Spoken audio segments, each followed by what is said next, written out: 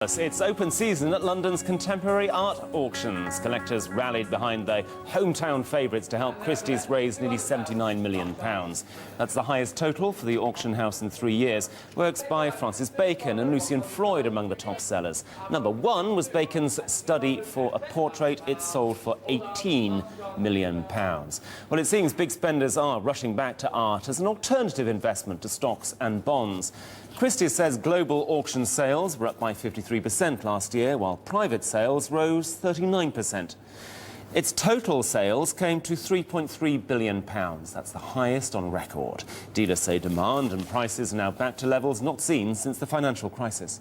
Backing up that claim, this week's auction season kicked off with the sale of a Jean-Michel Basquiat self-portrait. It fetched £2.1 million. That's 5 times the amount it sold for in 2003. In total, the Philippe de Paris sale in Mayfair raised just over £11 million, with 87% of lots sold. That's almost 3 times as much money as last year's event. For more on this resurgence in art, let's talk to Philip Hoffman. He's the chairman and CEO of the Fine Art Fund Group. Mr. Hoffman, thank you very much indeed for joining us. Just looking at look at those figures there, do you have to be a multi-million pounds to get any sort of decent return on art? Yes, you really need to focus at the top end of the art market. I think what we're seeing is that collectors and museums are very much focused on rare works of art, and sort of we're looking at $500,000 up to $30, $40, $50 million per picture. I don't think the returns that you mentioned earlier really come at the bottom end. So when I was asked whether somebody with a $10,000 pension should buy a single picture as a long-term investment and see the sort of returns, for instance, one of my friends invested in a Warhol at $386,000 23 years ago and sold it a year and a half ago for 43 million. Those sort of staggering 103 times your money, that's interesting. But at the bottom end, at 10,000, you might well see the work of art stay at 10,000 or even go down. So they're two very different art markets. There's the rare end where Christie's and Sotheby's are selling works of art at about $500,000 upwards, and then there's the not so rare end, which people aren't so interested in. And so how do you structure your fine art fund, or indeed funds, I should say? Well, what we do is I founded the Fine Art Fund about 10 years ago, and what I saw was back in when I was working at Christie's 23 years ago, I saw how much money the very wealthy were making out of a buy and hold strategy in art. One of my clients bought a Canaletto for $50,000 in 1976 and sold it for $3 million 15 years later.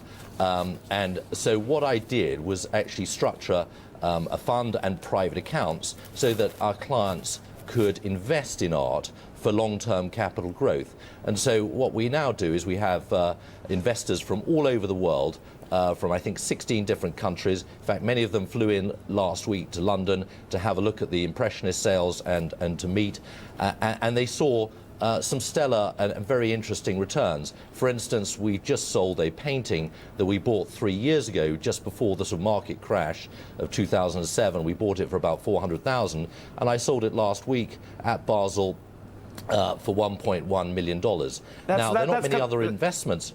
Sorry, I was just going to interrupt. We don't have a great deal of time. What you seem to be saying to me is that it's up all the way. We know about the thrills and spills of commodity markets, forex markets. Is it not a particularly volatile market, the art market? Well, it can be if you don't know what you're doing, but what we're seeing is that there is so much pent-up demand from the Middle East, from Russia, from Asia, to buy rare art. And you would have seen last night Qatar and Abu Dhabi and some of the wealthiest Russians bidding last night at auction, probably anonymously on the telephone, and they are all looking to buy these stellar works of art. So there's huge pent-up demand and a very short supply. There are only 3,000 works of art in the world that are sold for over $1 million per year, roughly. So it's a very, very small number of works of art that come up, and I can assure you there are a great deal more than 3,000 people who are looking to buy these stellar works of art. And we're always talking in this programme about emerging economies. What about the emerging markets in the art world, Aboriginal art, Middle Eastern art? Bit difficult to say, yes, actually, you know what, if I buy this for $50,000 now, in 10 years' time, that's going to be 20 million. I mean, we're a great believer in Middle Eastern art. In fact, we run investments in Middle Eastern art and also Chinese art. Chinese has been a stellar performer. We bought a vase about 3 years ago for about $600,000, and we're looking to sell it for around $2.5 million 3 years later.